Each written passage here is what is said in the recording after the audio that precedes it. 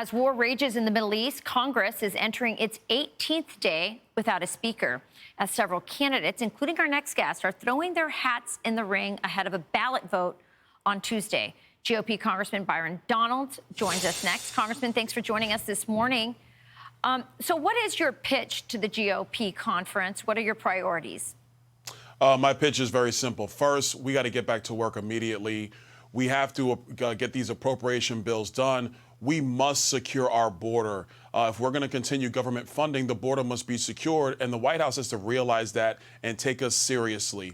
Number two, we have a true ability to expand our majorities past this Congress. We can do that with strong, direct leadership where the White House knows where we stand. The American people see the strategies and the work that the Republican majority is trying to get done. I totally believe that. And number three, we can have unity in our conference. It's going to start with a fresh voice in leadership, working with all of our colleagues to accomplish the mission that our voters sent here to do. You know, Byron, I'm concerned. You talk about the border. We just did a story on it. It's frightening, the number of known terrorists. We went from 0 known terrorists captured under Donald Trump to now record numbers. We're in over 160. That doesn't count the 50,000 Chinese who have come across the border just in the last year. This is really scary. And we have this bill coming up, that Biden has put forward where, he has money dedicated to the border, but I feel like that's just for enforcement. What can Congress do to make sure, it's for processing versus enforcement. What can Congress do to make sure it's used to protect our border and enforce security there versus just using it to process more people?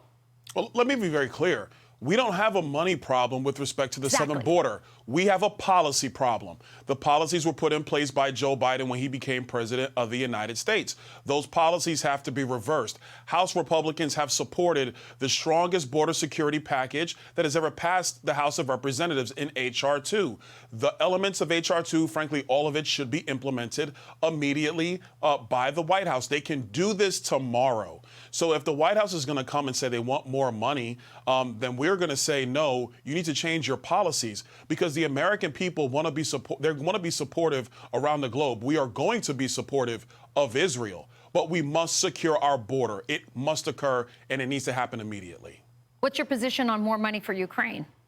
My position is that we have to change a number of things. Number one, we need an inspector general over there actually accounting for those dollars. Number two, the White House needs to actually have a strategy for us. And what's the purpose and what's the end goal of all of this?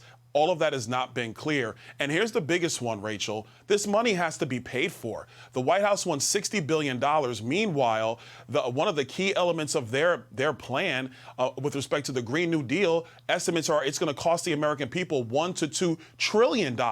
We have to pay for this money. We can't just send it out without any ability to take care of the purse strings of the American people, and we need to make sure that's done. So are you suggesting the money go out to Ukraine, but that we maybe take it away from what was allocated for the Green New Deal? Or are you saying Ukraine has enough money? What I'm saying is two things. Number one, we have to evaluate what Ukraine already has. But number two, if the White House is going to say their primary mission now is funding Ukraine, and they need to defund one of their other priorities. We are already $33 trillion in debt. We're running a $2 trillion deficit this year. We cannot continue this because the fiscal health of our nation will be in jeopardy. Okay, I have a couple questions. So really quick one on this. If you become Speaker, will you release all of the January 6th footage? I will, absolutely. Okay, great. Next question. We are obviously, as you know, and this is probably the most dangerous time in our lifetime. We're on the brink of World War III. We want to support Israel to, protect themselves and defend themselves.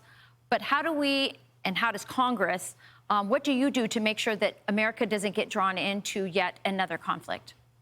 Well, this is going to be the toughest thing. We have to be supportive of Israel. They are our ally. They were attacked, and they must obliterate Hamas. I am fully supportive of that, as are my colleagues on Capitol Hill.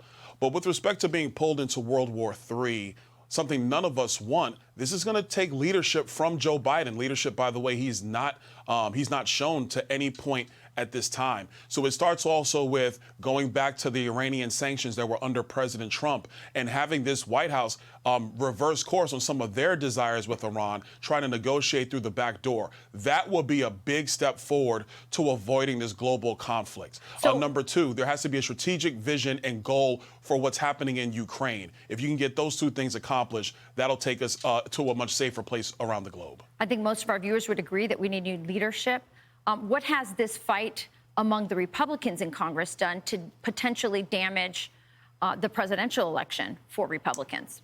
Well, look, I don't think that, once we get past this, and I think we are going to get past this pretty quickly, and I think we're going to get back to business. We're going to continue to go back into this political discussion, this fight with the White House about what the true priorities of America are. So I don't think it's going to damage the presidential election. And let's be very clear. Joe Biden's presidency has not been good for the American people. They know that in spite of the impasse in House leadership. I think we're going to get back to work. I think that we're going to demonstrate what conservative leadership is in the House of Representatives, and we're going to be just fine in 2024. All right. Well, I know a lot of people are hoping you guys get it done on Tuesday. Good luck to you. Really enjoyed having you today. Thank you. All right. Take care. I'm Steve Ducey. I'm Brian Kilmeade. And I'm Ainsley Earhart. And click here to subscribe to the Fox News YouTube page to catch our hottest interviews and most compelling analysis.